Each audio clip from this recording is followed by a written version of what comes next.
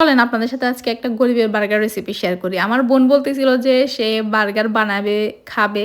এখন কি আর করব, হাতের কাছে যেগুলো আছে সেগুলো দিয়ে ট্রাই করব। যেহেতু আমরা গ্রামে থাকি, চাইলেই হুটহাট করে খাওয়া পসিবল না। এখন আমি আপনাদের সাথে শেয়ার করতেছি, যদি আপনাদের হাতের কাছে এগুলো থাকে ট্রাই করে দেখতে পারেন। তারপর মুরগিগুলোকে আমি যেভাবে কাটছি ওটা তো দেখছেন। তারপরে এগুলোকে এখন মেরিনেট করব। সেটার জন্য হচ্ছে আদা রসুন বাটা, একটু মরিচ গুঁড়ো, তারপরে আমু এলাচ, দারচিনি কি জানি গুঁড়ো ছিল সেখানে, তো একটু দিলাম। তারপরে একটু গোলমরিচের গুঁড়োও অ্যাড করছি। এরপর একটু তেলও অ্যাড করব। সবগুলো দিয়ে ভালো করে মেরিনেট করে রাখবো। এটা আমি প্রায় দুপুরে পরে করছি আর কি। সন্ধ্যার পরে এগুলোকে এবার প্রসেসিং করব। এই যে অলরেডি এখন সন্ধ্যার সময়, নাস্তার সময়, তো ভাবলাম যে এখনই বানাই। এগুলোকে আমরা একটু হালকা হালকা করে ভেজে নিব। ভাজি হতে হতে ভাবলাম যে মায়োনিজটা রেডি করে ফেলি। সেখানে আমরা সিদ্ধ ডিম দিলাম, গুঁড়ো দুধ, চিনি, লবণ, লেবুর রস, একটু গোলমরিচ, ব্যাস এগুলো ভালো করে ব্লেন্ড করলে হয়ে গেল মায়োনিজ। এটা আবার কিন্তু রেস্টুরেন্টের মতো হবে না, কিন্তু নাই মামা থেকে কানা মামা খুবই ভালো। আর এটা আমার কাছে মনে হচ্ছে যে খুবই হেলদি। ও আচ্ছা, একটু তেলও দিয়েছিলাম। তো এই তো মোটামুটি এগুলো ভাজি হয়ে গিয়েছে।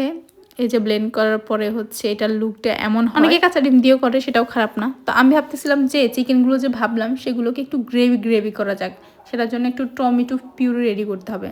তো আমার বাসায় তো নাই, তো কি করলাম, 3-4টা টমেটো ব্লেন্ড করে সেগুলোকে এভাবে একটু তেল দিয়ে নাড়তেছি। আশা করি এটা পিউরির মতো হয়ে যাবে।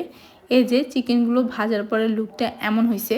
টমেটোর পিউরির ভিতরে আমি একটু লবণ দিলাম, একটু চিনি দিলাম, সাথে টমেটোর সসও অ্যাড করলাম।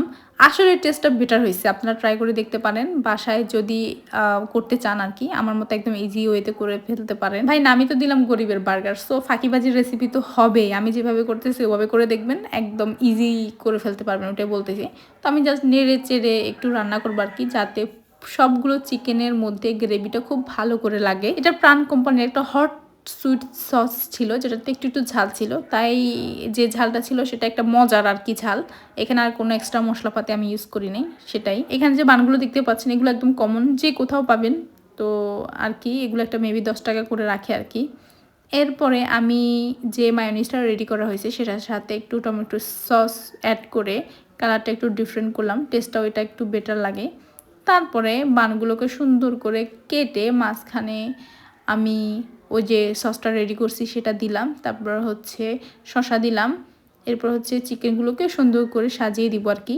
তবে খাওয়ার পরে মনে হচ্ছিলো যে চিকেনটা আরেকটু কম ভাজলে আরেকটু ভালো লাগতো আর কি। খারাপ না, বা চিকেনকে একদম ব্লেন্ড করে ওইভাবেও করলে পারতাম, এভাবেও খারাপ না। তারপর আর কি আবার একটু সস দিয়ে এই যে রেডি গরিবের বার্গার। সবাই মাশাআল্লাহ অনেক পছন্দ করছে। আর আমার আরশিল তো ঘুমাচ্ছিল বার্গারের কথা শুনে, সে লাফায় লাফায় আসছে বার্গার খাওয়ার জন্য।